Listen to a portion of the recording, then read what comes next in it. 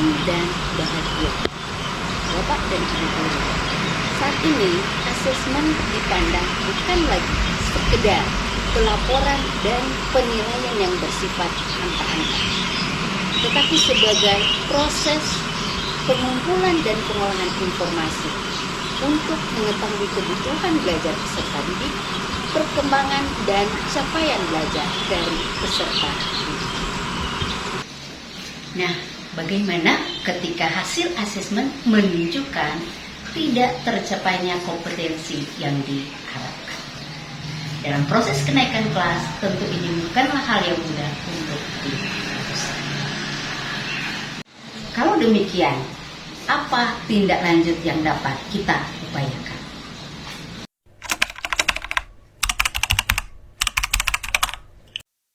Tahap pertama dari program ini adalah mengundang orang tua hadir di sekolah dan membuat kesepakatan program bersama, baik terkait dengan proyek maupun jangka waktu yang dapat disepakati baik oleh peserta didik maupun dukungan orang tua dan bahkan di dalamnya dukungan dari wali kelas. Tahap kedua dari program ini adalah pelaksanaan proyek, di mana peserta didik pada program keahlian agribisnis tanaman diarahkan untuk melaksanakan tahapan dari teknis budidaya pada komoditi tertentu. Tahap ketiga dari program ini adalah evaluasi. Dan untuk P3S ini atau proyek perubahan perilaku siswa ada karena niat sekolah untuk membantu siswa-siswa yang mempunyai kendala dalam hal kegiatan belajar mengajar, sehingga bisa mengakibatkan siswa ini tidak naik kelas. Oleh karena itu program ini diadakan tentunya kerjasama antara saya atau kami guru BK dengan guru produktif yang ada. Dan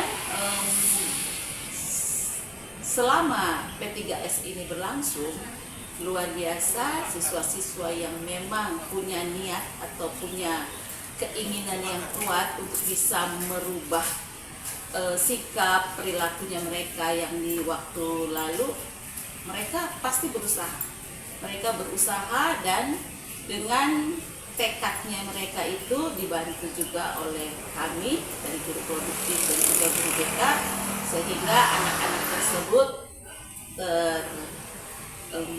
terselamati,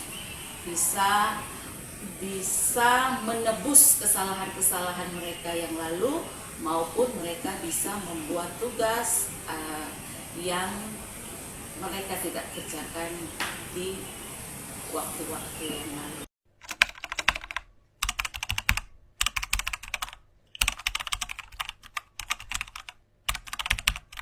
Saya waktu itu setelah saya mendengar karena saya tidak naik kelas, saya merasa kecewa, sedih karena tidak bisa duduk di kelas 12 dengan teman-teman yang lainnya. Tapi saya tahu ini konsekuensi dari perilaku saya yang jarang masuk kelas, sering bolos.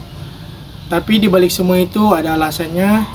Saya lebih memilih bekerja daripada masuk sekolah tanpa sepengetahuan orang tua.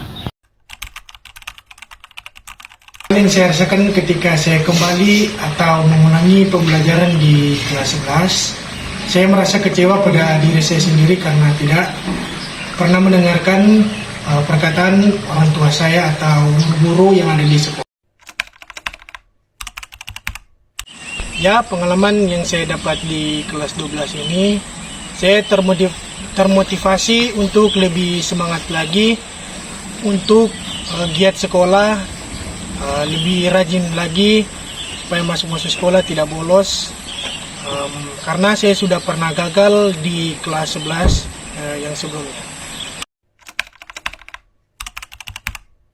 Kami dari orang tua Daniel Takalamingan, ketika kami tahu, pertama-tama kami tahu dia tidak naik kelas ke kelas 3, hati kami memang ya sakit juga gitu sebagai kami orang tua.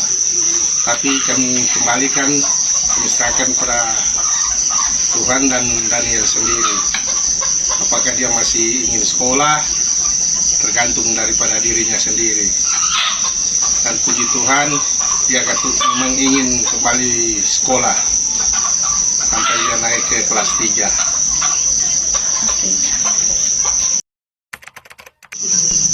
Dan yang kedua, kami melihat Daniel setelah naik kelas 3 perkembangannya telah lebih baik daripada yang pertama, dan juga kami orang tua mengucapkan terima kasih kepada guru-gurunya yang telah membimbing dia sampai perubahannya sudah bisa lebih bagus dari yang pada pertama.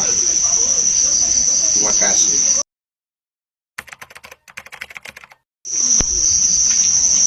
Dan yang ketiga, harapan kami orang tua untuk Daniel Taklamingan setelah lulus dari sekolah, kami ingin dia bekerja sesuai dengan keinginannya. Kami tidak memaksa untuk kerja di mana, tergantung daripada dirinya sendiri.